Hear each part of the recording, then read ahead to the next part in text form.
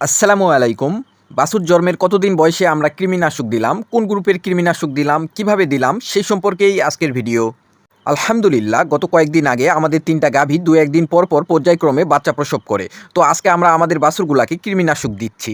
কৃমিনাশক হিসাবে levamisole hydrochloride গ্রুপের নিউট্রাকভেট দিচ্ছি। নিউট্রাকভেট ৩০ মিলি সিরাপ আকারে পাওয়া যায়। প্রতি ১ কেজি দৈহিক ওজনের জন্য ১ মিলি নিউট্রাকভেট দিতে হয়। অর্থাৎ প্রতি ৩০ কেজি দৈহিক ওজনের জন্য ১ বোতল নিউট্রাকভেট খাওয়াতে হবে। আমাদের বাছুরগুলার দৈহিক ওজন ২৪ থেকে ২৫ কেজির মধ্যে ছিল, তাই আমরা ১ বোতল করে নিউট্রাকভেট খাওয়াই দিই। লিভামিসল হাইড্রোক্লোরাইড গ্রুপের এই কৃমিনাশক মূলত গোল কৃমির জন্য খুব ভালো কাজ করে। এখন প্রশ্ন হচ্ছে, বাছুরকে কতদিন বয়সে কৃমিনাশক দিব?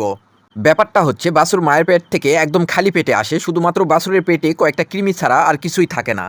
তাই আমরা বাছুর জন্মের ৭ থেকে ১০ দিনের মধ্যে কৃমিনাশক করি। যদি বাছুর কোনো ক্ষেত্রে অসুস্থ থাকে তাহলে সুস্থ হওয়ার পরপরই কৃমিনাশক দিই।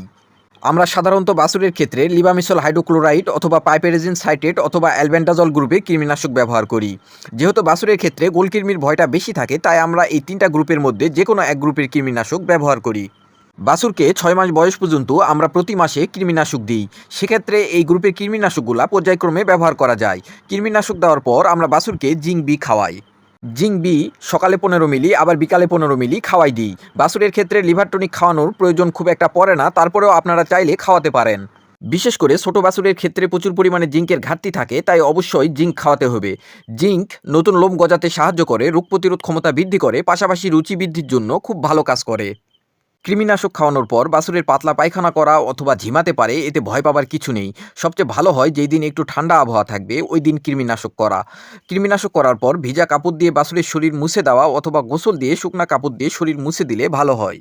বাছুরকে কৃমিনাশক খাওয়ানোর ১৪ দিন পর অথবা কোনো সময় কৃমিনাশক খাওয়ানোর ১৪ দিন আগে আইভারমেকটিন ইনজেকশন চামড়ার নিচে ১ মিলি করে আমরা প্রয়োগ করি।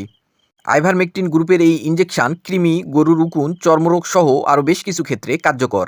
বিশেষ করে ছোট বাছুরের লোম ঝরে যাওয়া, ক্ষত স্থানে পোকা দেওয়া, খুশকি অথবা নতুন লোম গজানোর ক্ষেত্রে বেশ কার্যকর। আমরা গত এক ভিডিওতে আমাদের একটা বাছুরকে দেখিয়েছিলাম যে বাছুরটার একটু নাভির সমস্যা ছিল। সেজন্য আপনারা হয়তো অনেকেই জানেন আমাদের এই বাছুরটার নাভির একটু সমস্যা আছে, তাই আমরা আগের থেকেই আইভারমেকটিন ইনজেকশন দিলাম।